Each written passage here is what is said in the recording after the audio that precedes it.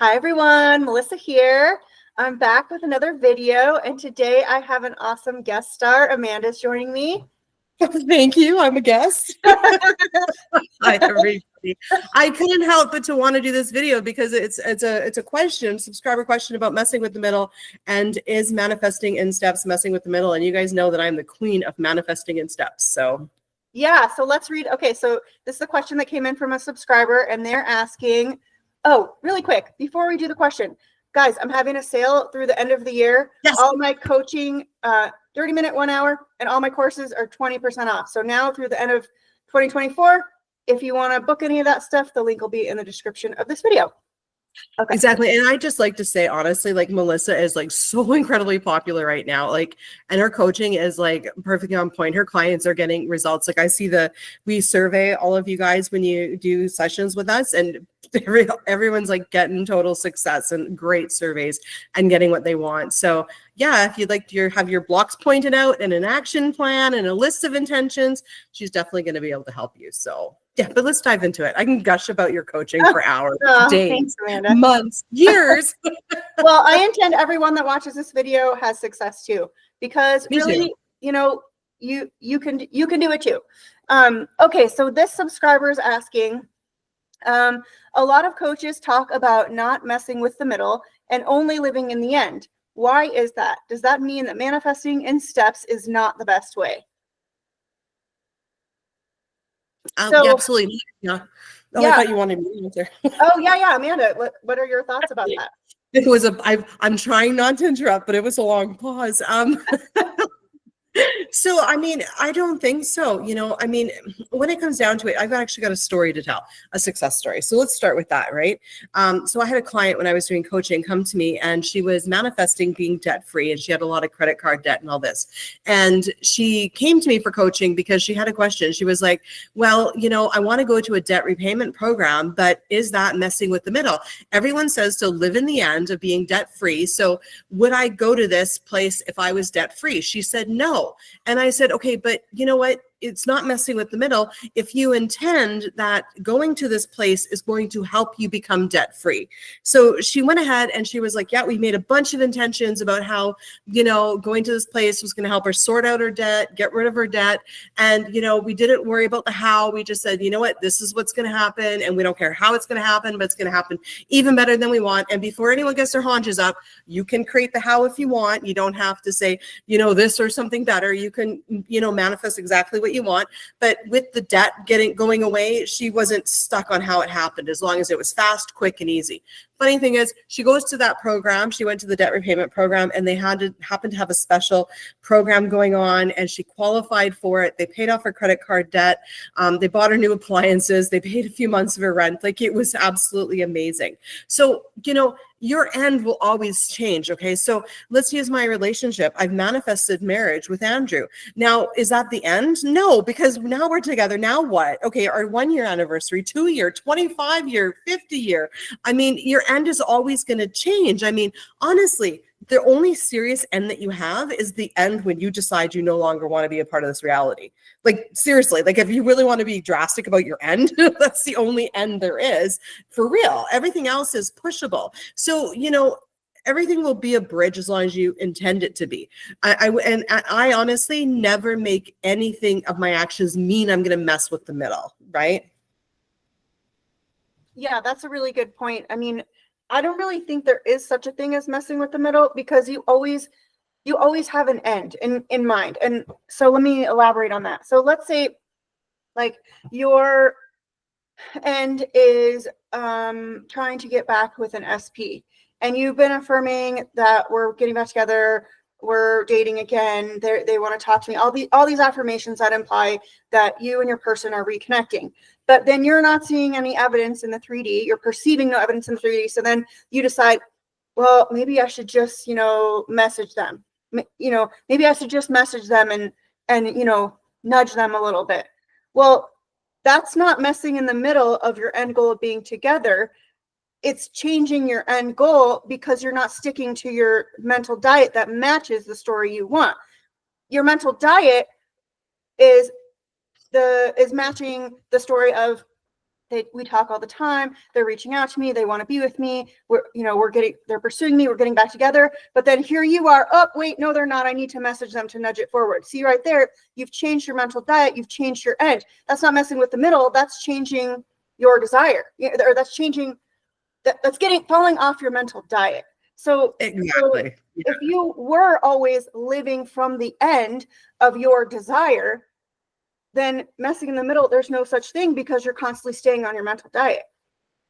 Right. And I think where this messing with the middle comes from, in my opinion, from what I've heard, is that, like, for instance, the relationship talk, right? And this is, exactly what Melissa was talking about is, okay, so if I go to have the relationship talk with somebody, that would be perceived as messing with the middle, because the only reason I'm going to go have that relationship talk is because I don't think that person wants to be with me. So I'm not on my mental diet. So now I'm going to try to manipulate the situation in the 3D, which is, you manipulate your situation. You're messing with your middle.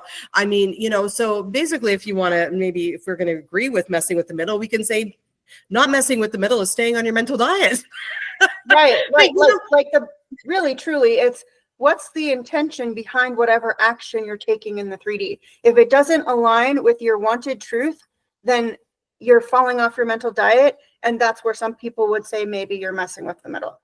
Exactly. And you know what, guys, honestly, if you think there's such a thing as messing with the middle, there is. I don't think there is in my reality. So I don't make anything that I do mean I'm messing with my middle. That's the beauty here, guys, is you make up your own rules. You make up your own beliefs, right? And, I intend everybody in the LOA community, gives great, credible information and helps steers you in the right way.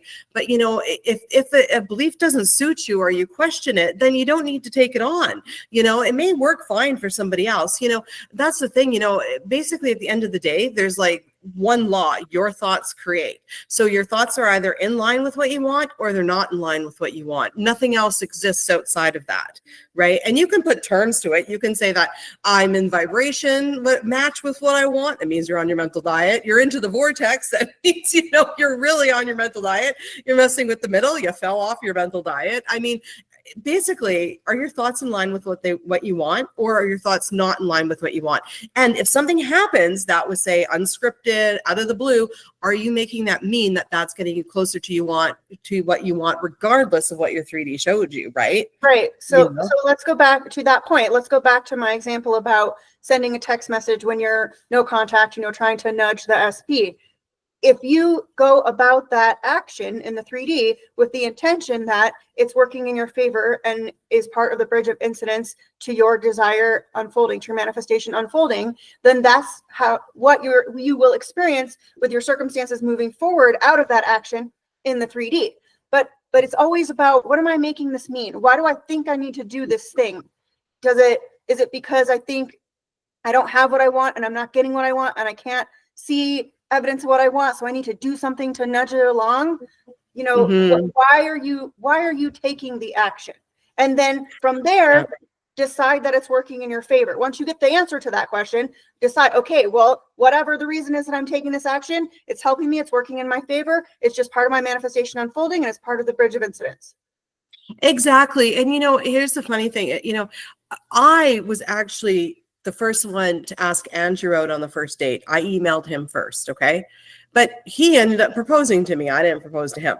So now you may say, oh, well, Amanda, if you're a manifester, why didn't you manifest him asking you out? Because a lot of times people go from lack and they say, well, if they don't ask me out first, then that means they're rejecting me. Okay, that's a really bad story to start with. Why did I message him first? Because I wanted to go out with him and I saw he was interested in me. And why not? What was the problem? That doesn't mean that I didn't manifest it. I manifested him saying yes. And I manifested him in my reality showing interest enough that I was going to actually send an email. And I manifested him being enjoyable to hang out with. So I messaged him. So keep that in mind. Like, why aren't you taking some action? Is it coming from a place of rejection, right? Like, I'm not messaging, Or not only is it coming from the place of rejection, but is it coming from the place of, if it doesn't happen this one way, then it can't happen. That's just limiting yourself, So do you absolutely 100% need it to happen this exact way in order to enjoy your manifestation, in order to experience your desire? If that's the case, then you got to stick to your story and intend that every action you take leads you to that. And when you don't see evidence of exactly what you want, don't make it mean that it's not working, that it's not happening. Exactly. Exactly. It's so funny, I intend, for instance, and I was thinking about this the other day, how I had basically gaslight myself. So I will intend that someone buys me a coffee. And then all of a sudden, out of the blue, my mom or Andrew would like offer to buy me a coffee. And then I get upset because they know I don't drink coffee. You know what? I'm the one who intended somebody would offer to buy me a coffee. Okay, so anytime you react to your situation, everything's empty and meaningless, like you've created it. How many times in your reality are you creating something and then it's showing up and going, okay, well, actually, that's not what I want, and then having a meltdown about it? Those are our patterns. Like those are what we create in our reality. So, if we take a step back and we just observe, right? And I'm like, wow, that was rude of me.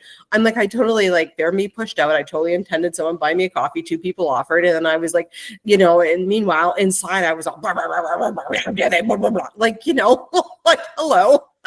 You are powerful and you're perfect, whole, and complete. So no matter what shows up, right? If you don't like it, it's fine. I get it. I mean, I just had a meltdown. It's okay to react. But what I'm saying is, step back into your power and realize that you can change it, right? Yeah, it's what you do after the reaction that matters. Decide what you prefer and then move in that thought pattern, in those assumptions. And part of the question I wanted to address too is this subscriber was asking, is it not okay, or is it not the best way to manifest in steps? So here's the thing, a desire is a desire. It doesn't matter if it's what you consider step 1 of step 20. If those things lead to your ultimate end goal, then go for it. Why wouldn't you go for it, right? Because it's still something you want. Let's take the example of a relationship. Maybe the first step is actually meeting somebody, then talking to somebody, then you start talking regularly, then you go on dates, then you go official, then you move in together, then you get engaged, then you get married. Like there's all these phases, right? So if you want to just say, I want to manifest, go this SP asking me out on a date, and instead of thinking I want to manifest SP to marry me, it's okay, because it's still a desire you want, and no manifestation is tied to another. So go for it. Exactly. No, exactly. And I like manifesting in steps. And I'm not saying you have to. If you want to go straight from not knowing someone to intending you marry somebody, absolutely go ahead. I personally like steps because then I don't feel discouraged. Okay. Everything is a journey for me anyway, and it's like, okay, my ultimate goal was getting married, and my ultimate goal was obviously, being married for my entire life.